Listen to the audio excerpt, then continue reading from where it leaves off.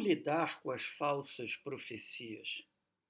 Como tratar uma mensagem que dizem para você que veio de Deus, mas que você tem sérias dúvidas se essa mensagem veio mesmo dele? Como enfrentar esse tipo de situação? É sobre isso que eu vou falar no dia de hoje.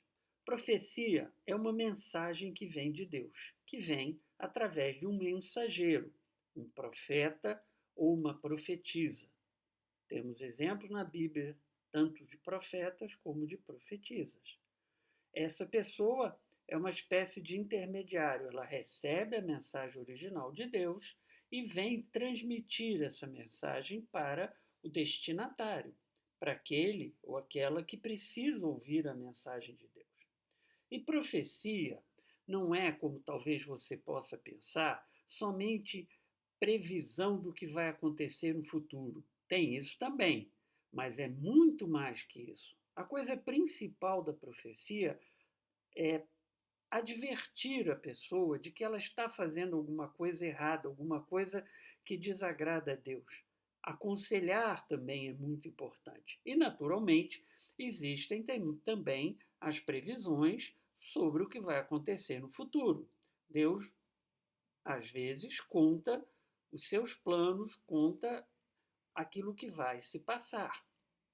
Então, profecia tem todas essas coisas. Mas fazer previsão sobre o futuro não é a coisa mais importante da profecia, embora ela às vezes esteja presente na profecia. Mas exatamente porque às vezes as profecias têm previsões sobre o futuro e as pessoas são tão interessadas em saber sobre o seu futuro que as profecias hoje em dia viraram uma coisa comum. Elas estão sendo abusadas. Toda hora a gente ouve profecia. Eu estou cansado de entrar nas igrejas e ouvir pessoas dizendo: Deus me fez saber isso ou aquilo. Deus manda dizer para vocês isso ou aquilo. E muitas vezes essas profecias contêm verdadeiros absurdos ditos em nome de Deus. Coisas que não têm o menor sentido, não têm pé nem cabeça. Agora, durante a pandemia do coronavírus, isso ficou muito claro. Diversos pastores se dizendo profetas, falando verdadeiros absurdos em nome de Deus, coisas que claramente, certamente Deus não falou. Na verdade, a maioria das profecias hoje em dia, elas não são mensagens de Deus, não são profecias verdadeiras. São pensamentos das próprias pessoas. Muitas vezes as pessoas não têm nenhuma maldade nisso. Elas querem o bem dos outros e, por quererem o bem dos outros, têm pensamentos de coisas boas que poderão acontecer para aquelas pessoas. Uma vez, uma senhora numa igreja que eu frequentava disse que eu ia viajar para a Europa, ia fazer uma extensa viagem, coisa que nunca aconteceu. Ela não queria o meu mal, ela não queria me prejudicar, mas aquilo veio na cabeça dela e ela transmitiu para mim como se fosse uma mensagem de Deus. Isso às vezes acontece também quando pessoas estão doentes, amigos ou amigas dessas pessoas trazem mensagens dizendo que são profecias que a pessoa doente vai se curar. E às vezes a pessoa doente não se cura, o que causa um terrível impacto. Embora a intenção fosse boa, o resultado acaba sendo ruim porque traz uma grande decepção para os entes queridos da pessoa doente ao vê-la morrer. Muitas vezes as profecias são fruto de más intenções. As pessoas se transformam em profetas para ganhar vantagem disso. Profecia dá dinheiro, especialmente quando ela envolve fatos futuros. Se alguém se convence que uma outra pessoa é um profeta ou uma profetisa, vai seguir literalmente o que esse profeta ou essa profetisa diz. E isso muitas vezes gera lucro, isso gera poder, isso gera capacidade de influenciar pessoas. Então, às vezes, a falsa profecia não tem uma maldade inerente nela. É apenas uma pessoa que está meio perdida espiritualmente e confunde as coisas e pensa que algo veio de Deus quando não veio. Mas, às vezes, muito frequentemente, os falsos profetas são pessoas mal intencionadas que querem obter um lucro com esse tipo de atividade. Agora, você poderia me perguntar, como eu sei que a maioria das profecias de hoje em dia são falsas? A maioria das profecias hoje em dia são pensamentos humanos que são atribuídos a Deus. Eu sei disso por duas razões. Primeiro, porque a quantidade de ditas profecias hoje em dia é muito grande. E se você ler a Bíblia, você vai ver que na Bíblia isso não é tão frequente assim. As profecias são reservadas a momentos especiais. Não há profecia toda hora, a todo momento. Por quê? Se Deus quisesse ficar nos dizendo a cada passo o que vamos fazer, para que ele teria nos dado o livre-arbítrio? Então, muitas vezes, a grande quantidade de profecia que vemos hoje em dia nada mais é do que o desejo das pessoas que determinadas coisas venham a acontecer. E elas jogam isso para fora como profecias. Elas banalizam a profecia. Profecia não é tão frequente assim, a Bíblia mostra isso. A segunda razão pela qual eu sei que a maior parte daquilo que se diz hoje em dia não é formado por profecias é que essas ditas profecias não se cumprem. E profecias, quando vêm de Deus, elas sempre se cumprem. Se Deus diz que determinada coisa vai acontecer, essa coisa acontece. Se Deus faz uma promessa, a promessa é cumprida. Mas, frequentemente, a gente vê profecias que não se cumprem. Então, chega para a menina que está apaixonada pelo rapaz e diz: não, ele vai se casar com você, aguarde, fique tranquilo, Deus me falou que vocês vão se casar. E não se casam. A mulher quer ter filhos, e aí pede a Deus filhos, e aí vem uma profecia: fique tranquila que Deus vai abrir o seu útero, você vai ter filhos, o desejo do seu coração vai ser cumprido. E a mulher não tem filhos. Então é por isso que eu sei que a maioria das profecias hoje em dia não é verdadeira. O problema com as profecias é que elas abusam do nome de Deus. Coloca-se na boca de Deus uma declaração que Deus não deu. A pessoa diz: Deus me faz saber, Deus disse, Deus falou, e Deus não disse, não falou nada daquilo. O que é uma violação do mandamento bíblico de não tomar o nome de Deus em vão. Passar uma falsa profecia é pecado sério, mesmo quando a pessoa era bem intencionada. Mesmo quando a pessoa estava passando a profecia achando que estava fazendo uma coisa boa. Quando a gente usa o nome de Deus, a gente precisa tomar muito, muito cuidado. E o pior das profecias não é nem o pecado, embora o pecado seja uma coisa muito séria, é as consequências geradas sobre a vida da pessoa que recebe a profecia e acredita nela para depois ver sua esperança frustrada. Isso gera todo tipo de coisa na pessoa que recebe a profecia: confusão espiritual, decisões erradas são tomadas porque se acredita na profecia, decepção com Deus, culpa. Ah, Deus prometeu, mas não me deu porque eu sou pecador, eu fiz isso, eu fiz aquilo. Gente, no site que eu edito, eu vejo mensagens disso todas as horas.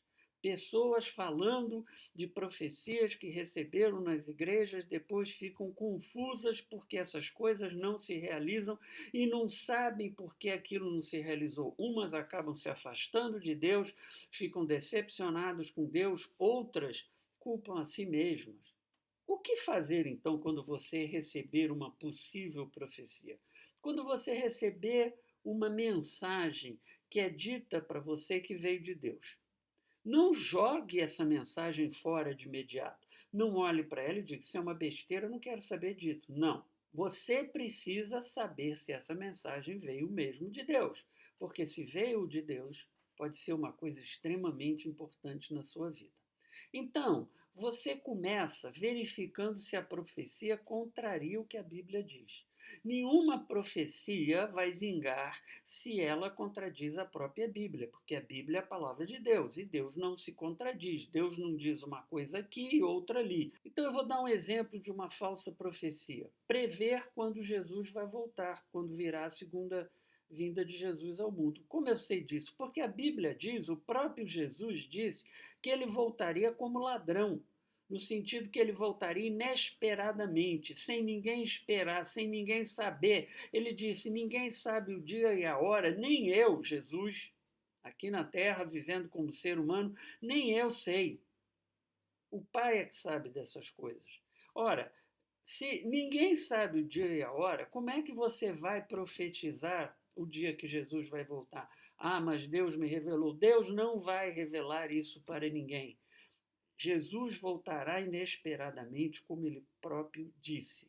Portanto, se alguém fizer uma profecia sobre isso, nem precisa perder tempo com mais nada. Simplesmente não acredite. E todas as profecias que foram feitas sobre o final do mundo, sobre a volta de Jesus, todas foram frustradas.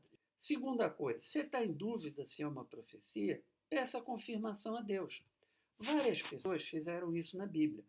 Por exemplo, tem um caso muito interessante de Gideão, que é um dos juízes, está lá em Juízes 6, 36 a 40. Ele chega para Deus porque ele tinha sido mandado liderar o exército de Israel e ele era uma pessoa simples, ele estava com medo. Ele diz: Deus, se veio mesmo de você, me dê o sinal. Eu vou botar esse chumaço de algodão aqui no meio do pátio da casa e amanhã, quando o orvalho cair, eu peço que tudo esteja molhado, como normalmente acontece, mas o chumaço esteja seco. E, dito e feito, no dia seguinte, o chumaço estava seco e tudo molhado. Ele não ficou satisfeito. Ele disse: eu quero uma outra confirmação. Eu vou botar o chumaço e eu gostaria que só o chumaço ficasse molhado e tudo o resto ficasse seco. E, dito e feito, no dia seguinte, só o chumaço estava molhado. E Gideão teve a confirmação que a mensagem tinha vindo de Deus. Repare, quando a Bíblia mostra pessoas pedindo confirmação de mensagens, preste atenção que Deus honra esses pedidos. E não seria razoável Deus não fazer isto.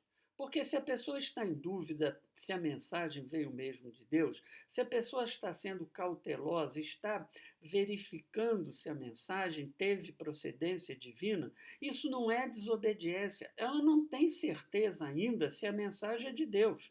Então, ela não está desobedecendo. Ela pode dizer: Deus, eu obedecerei desde que a mensagem tenha vindo de você. Me confirma se a mensagem veio mesmo daí. Aí eu vou obedecer, custe o que custar. Mas até eu saber se a mensagem veio daí, eu fico com dificuldade de obedecer, porque pode ser uma mensagem falsa, pode ser uma falsa profecia. Pedir confirmação é cautela, não é desobediência. Terceira coisa importante: não faça nada até obter essa confirmação. Se a confirmação não veio, veio uma mensagem: você deve vender seu apartamento por causa disso ou de aquilo. Você não sabe se é de Deus, você não vai sair vendendo. Peça a confirmação e até que a confirmação venha, não venda. Fique quieto, fique parado, espere. Se for de Deus, a confirmação virá e você fará aquilo que Deus mandou, aquilo que Deus orientou. Eu vou contar agora para vocês aqui uma experiência que eu tive com uma falsa profecia. Certa vez eu morava no Rio ainda e eu estava numa reunião de oração e a esposa de um pastor, uma senhora muito devota, chegou para mim e disse assim: o Senhor me faz saber que você precisa parar de viajar de avião. Porque se você continuar a viajar de avião, você vai sofrer um acidente sério. Ora, naquela época, o meu trabalho, eu viajava todas as semanas de avião. Fazia 2, 3, 4 viagens de avião todas as semanas.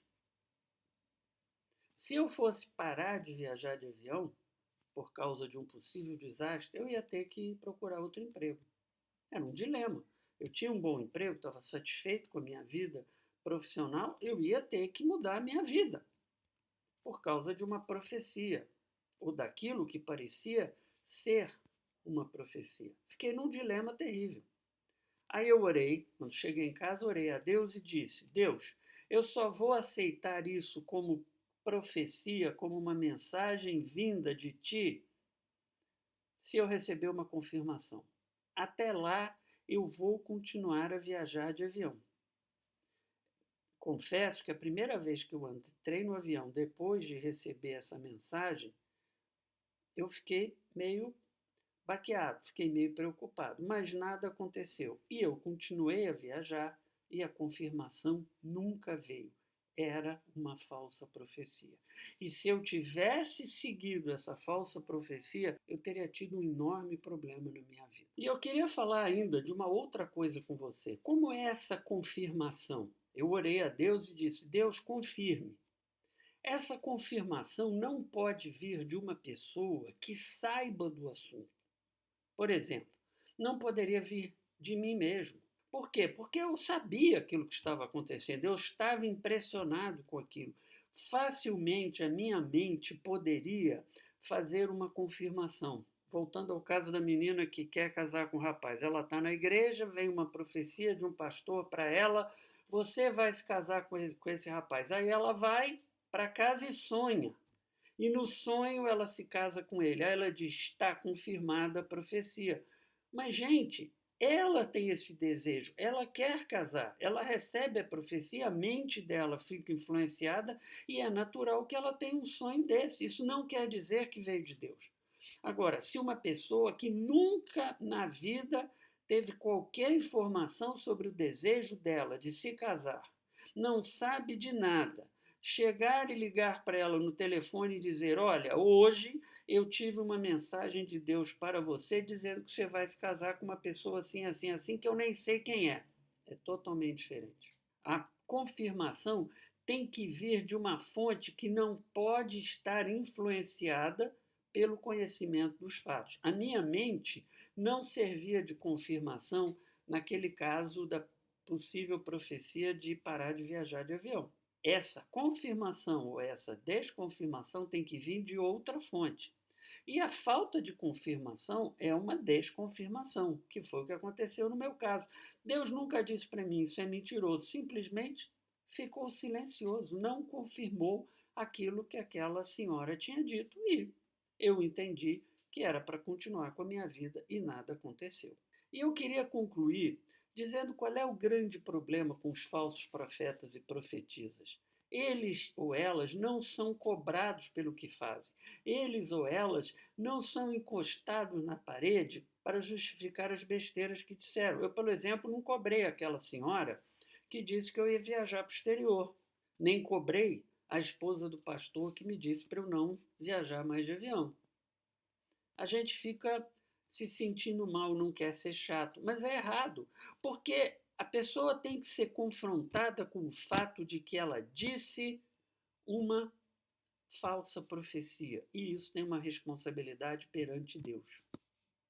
Eu tenho aqui dois casos que me ocorrem muito interessantes. Um foi numa igreja lá no Rio, era um domingo de carnaval, e o pastor estava pregando e de púlpito ele disse: o Senhor me faz saber que a escola de samba tal não vai desfilar hoje na avenida e que esse é o início do fim do desfile de escolas de samba no Rio de Janeiro. Grande aplauso na igreja, aleluias, glória a Deus. A escola desfilou e os desfiles de escola de samba não acabaram, o pastor em questão já morreu e aquela profecia dita de púlpito num domingo era uma profecia falsa. E ninguém foi falar com ele. No domingo seguinte eu fui à igreja e esperei ele dizer alguma coisa. Ele não disse nada. Ele deveria ter sido questionado. Um outro exemplo, há alguns anos atrás, lá no Rio houve uma grande inundação na região de Itaipava e matou muita gente. Foi uma coisa muito triste. E eu participava de um grupo de pessoas evangélicas, onde a gente trocava impressões, e aí uma pessoa lá fez uma profecia dizendo: quando passar essa época, vocês vão ver, essa lama vai ser escavada e haverá milhares de mortos que estão sendo escondidos pela polícia, pelas autoridades. Podem ter certeza. Nossa, foi um choque no grupo, as pessoas ficaram horrorizadas, etc. Eu deixei passar 6 meses, nada aconteceu. E aí eu fui no grupo e coloquei uma postagem. Aquela pessoa que disse isso é uma irresponsável, porque ela usou o nome de Deus para falar algo que não era verdadeiro. Nossa, a pessoa ficou ofendida e disse: Não, mas eu ouvi aquilo, eu estava no meu cabeleireiro. Olha só, eu estava no meu cabeleireiro e eu ouvi aquilo, Deus falou no meu coração. E aí eu fui em cima. Você não poderia ter sido irresponsável assim. Como cristã, você tem uma responsabilidade de falar a verdade e não profetizar coisas falsas. Aí o coordenador do grupo entrou para botar panos quentes porque ele não quis que houvesse uma desavença e ficou por aquilo mesmo. E aquela mulher não foi advertida quando deveria ter sido. Falsas profecias são coisas muito sérias e quem as faz deveria ser cobrado. E certamente Deus vai cobrar dessas pessoas no momento certo. Por hoje é só. Que Deus abençoe a sua vida, que Ele ilumine os seus caminhos e que Ele te dê a paz. Amém.